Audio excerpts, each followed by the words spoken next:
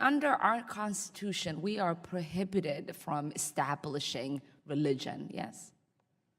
Absolutely. Okay. That's what the So establishment says. if you have members of Congress that are legislating laws in accordance with their faith in regards to abortion or LGBTQ or women or any of those things, that should be prohibited within our Constitution. You are not allowed to impose, through the government, your religious beliefs on others. That is not what religious freedom is about. That's not what our country rests on. Yeah. For many of us, religious freedom is extremely important. It is life and death in this country. Yes. Many of us fled our countries to come to the United States because that is the one thing that distinguishes us from many countries. But it's also important that we have a secular government. Did you all just hear that?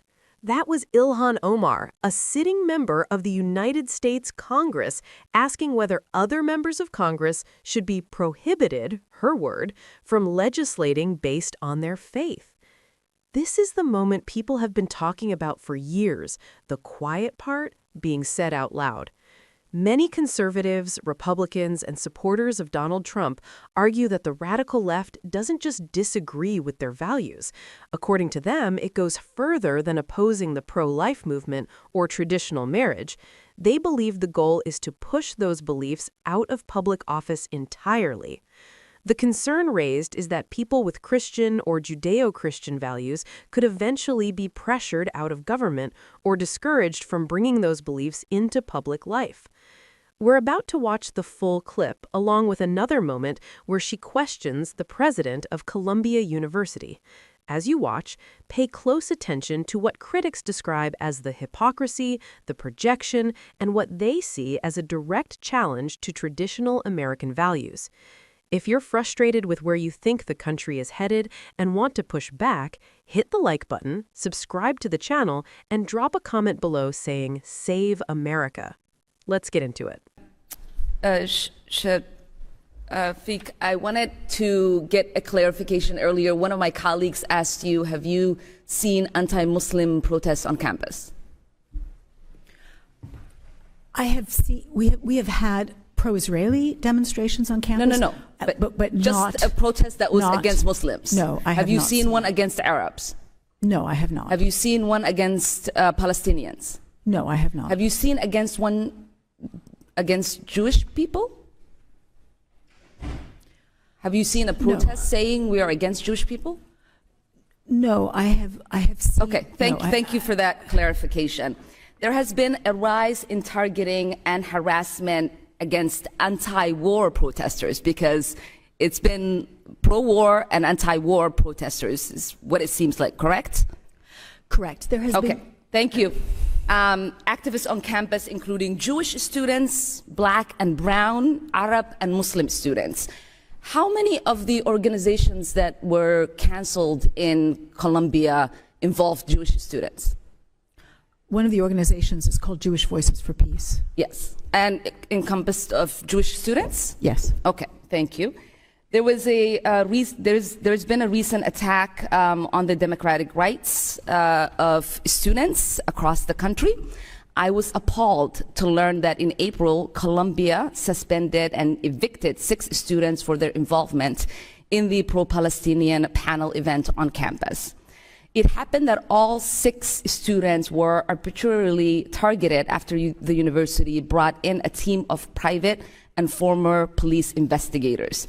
These investigators harassed, intimidated Palestinian students at their homes, demanding to see students' private text messages and sent threatening emails to the leaders of those pro-Palestinian groups.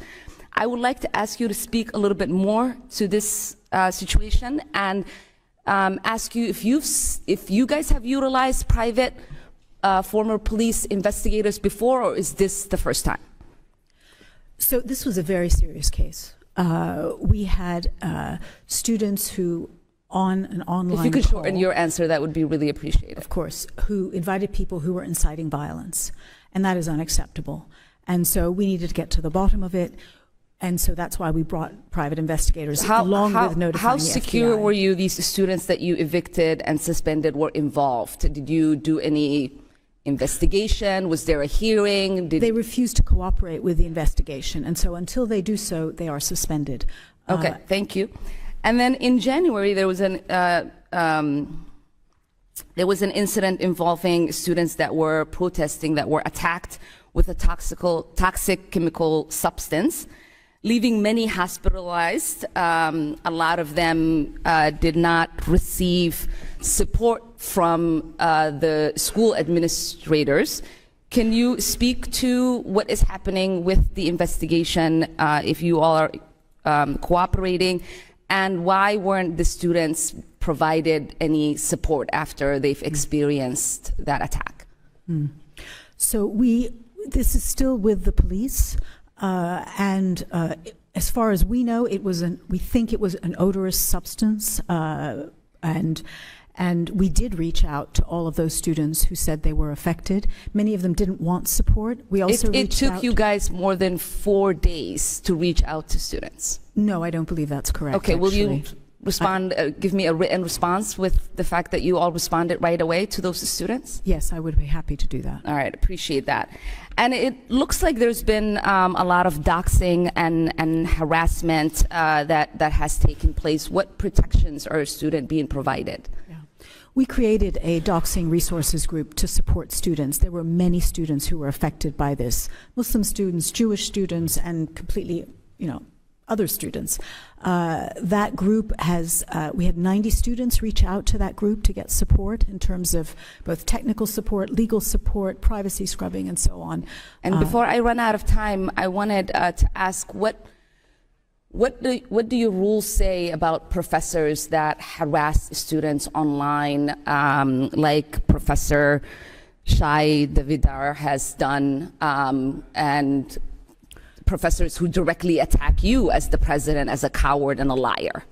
So, as president, I'm used to being attacked, but attacking our students is unacceptable. And in that case, we've had more than 50 complaints about that professor, and he is currently under investigation for harassment.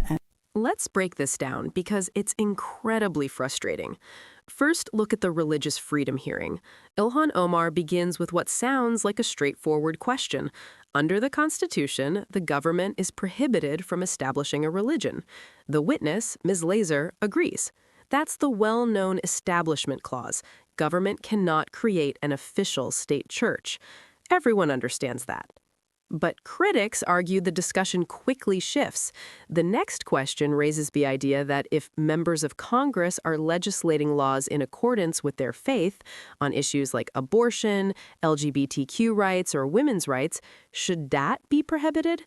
The criticism here is that this line of reasoning appears to equate a lawmaker voting based on personal religious convictions with establishing a state religion. Opponents say that's a major leap in logic. For many religious lawmakers, their faith influences their moral views, just as other personal beliefs influence different legislators. Those critics also argue that when the topic of legislating based on faith comes up, it often focuses primarily on Christians and conservative voters. From their perspective, it raises the concern that people guided by religious values could be discouraged from participating fully in government.